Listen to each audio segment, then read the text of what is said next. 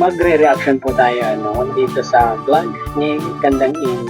Ito itinalakay niya dito yung mga sponsor, yung mga main sponsor doon sa brace ni V. Pero bago ang lahat, pakisuportahan po muna ang ama ng Kalingap, Kuya Bal Santos Matubang, Ate Eda Vlogs at Kalingap Rock.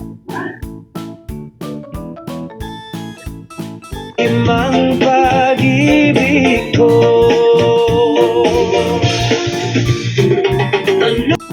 Eto guys, start na po tayo.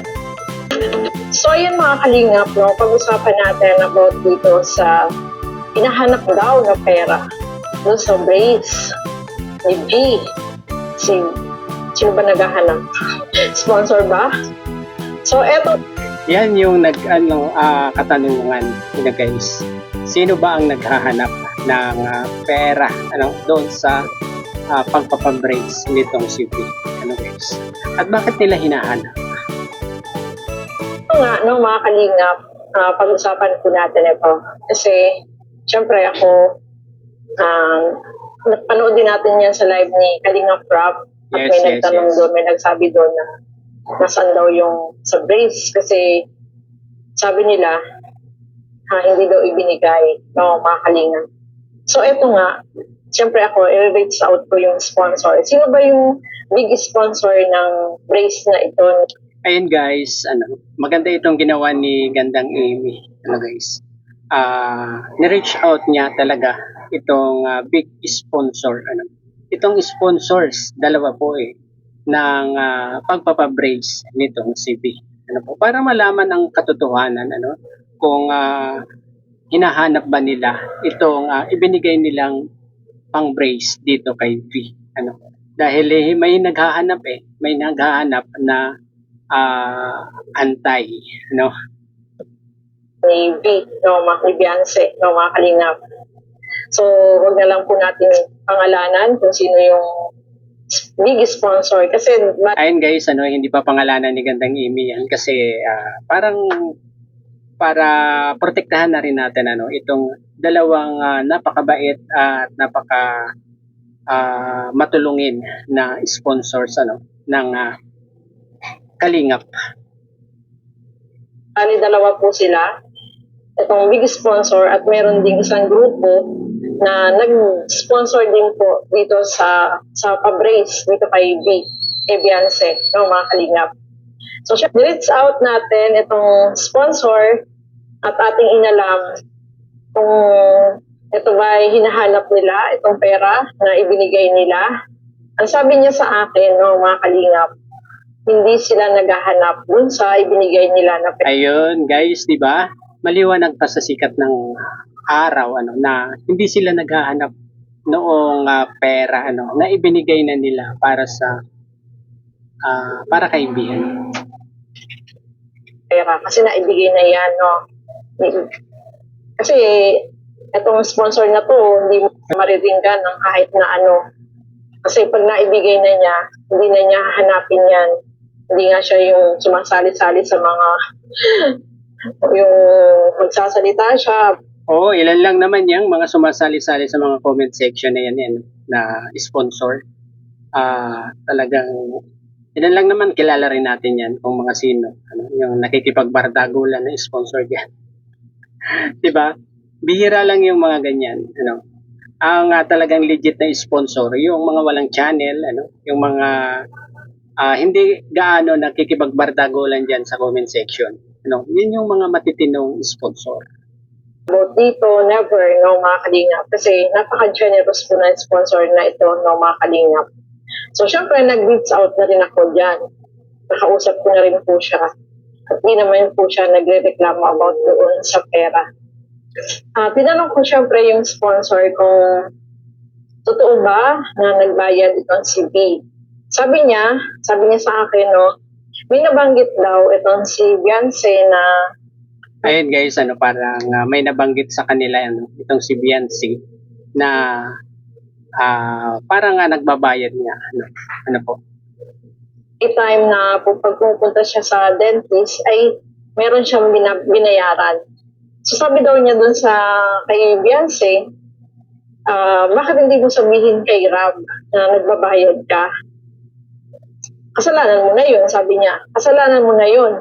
Bakit ka nagbabayad? Eh, meron naman pambayad na Siguro marami pang pera noong time na 'yan kaya hindi na siya nag-reach out kay Kalinga Prab binayaran na lang niya guys. Siguro marami siyang pera nung time na 'yon.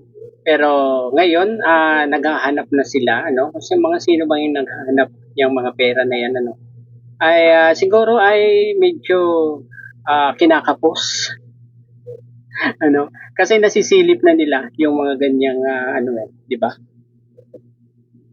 ibinigay ako kay Rob. Bakit hindi mo sabihin sa kanya na nagbabayad ka? Kasi may time na napanood natin yan sa vlog, di ba, mga kalingap, na may nasabi siya doon na minsan daw ay nagbayad siya. Yes, so nakita natin yan pero ang sagot ni Kalinga Prab, bakit ka nagbabayad? Di ba? So, hindi natin alam kung lahat ba binayaran niya, kada punta ba niya, nagbabayad siya. Pero ang sabi nga ni Kalinga Prab, nagbayad naman siya dito sa pa-brace at malaki din po yung binayaran niya. So, ang pagkaalam ko dito sa brace na to is 65,000 mga kalingap. So, ang ibinigay... Yes, 65,000 yan. Guys, 65,000. Pero, may wala bang pagkakataon na natanggal sa kanyang brace isang maliit na bagay yung natanggal sa brace yan po ay talagang babayaran pera doon sa 65,000 pesos na yun ay kailangang mabayaran din yung nawawala kasi papaltan yan ang mamahal po ng mga kinakabit na yan diyan sa brace ay ng sponsor.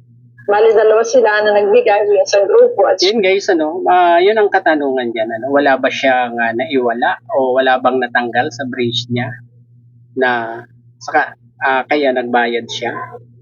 Diba? siya ay 100,000. So siguro ang hinahanap nila ay yung sobra sa 100,000. Sabi nga ng sponsor, hindi niya ibibigay yung pera na sobra dito kay B kung hinahanap niya yung sobra mga kalingap. Ayun, guys, yung doon sa mga naghahanap ng sobra, sobra-sobra yung 100,000 para sa praise, ay yung sponsor na ang nakakaalam niyan, saka si Kalinga Prab. Guys, ito nga, sinabi ni Gandang Eme dito, na hindi daw niya ibibigay yung sobra doon kay V. Guys. So, ibig sabihin, bahala na si Kalinga Prab doon sa sobra. Kung saan niya pwedeng itulong yung sobra na yun. Diba? Kalingap. Ibibigay niya yun kay Kalinga Prab pa rin na pantulong naman sa iba. Yun ang sinasabi niya ng sponsor ng mga kalingap. At sabi nga niya, is never siyang naghanap dun sa pera kasi naibigay na niya po yun. Kasi sabi niya, yung ugali ko, kapag ibinigay... Ayun guys, malinaw dito na talagang hindi sila naghahanap. At iba naman yung mga naghahanap guys. Ito yung mga galit sa Kalingap yung galit kay Kalinga Prab. Sila yung mga naghahanap nung pera na yan. Diba? Siguro nga, tama yung sabi ni Gandang Amy, yung sobra, siguro yung hinahanap. Diba? Hindi ko na yan hahanapin. Kay Rob na yan, si Rob na ang bahala dyan. Yun ang sinasabi ng sponsor. So, hindi po siya nagsasalita, hindi siya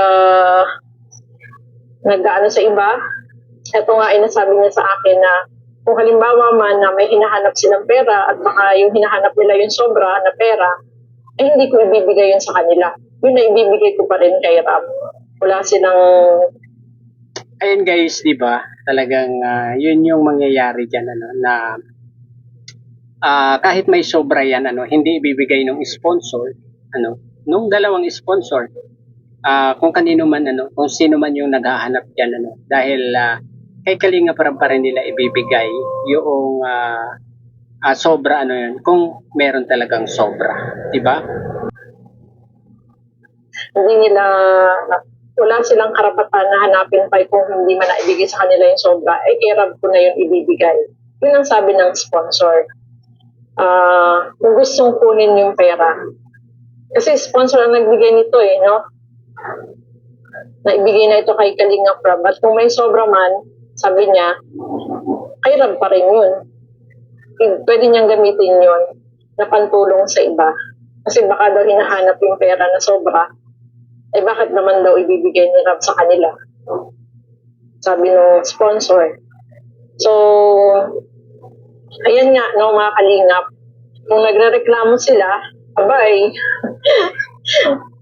kung gusto nilang kunin ng pera, hindi ko rin ipabibigay sa kanila ang pera kung hinahanap nila yung sobra na pera. Yan ang sabi ng sponsor, no, mga kalingap. Ayun guys, malinaw dyan na hindi talaga naghahanap itong mga totoong sponsor dyan sa brace ni V. Guys, at kung may sobra man yan, ay kay Kalinga pa rin nila ibibigay. Bahala na si Kalinga Prab na kung saan itulong yung sobra na yun. Diba? Maliwanag dito guys, na itong mga naghahanap na ito ay siguro ay wala lang talagang masilip kay Kalinga Prab or sinisiraan siya si Kalinga Prab, at ito yung mga taktika nila para ma-down itong si Kalinga Prab, guys, or itong Kalinga. Kanya-kanyang paraan lang talaga, guys, siguro wala na silang maibato pa dito kay Kalinga Prab, di ba? So, ayun, hanggang dito na lamang siguro ang ating kunting pagre-reaction dito sa vlog ni Gandang Amy. Hanggang sa muli kong pagbablog. Bye-bye. God bless po sa lahat. Peace. Para bang hangin na kay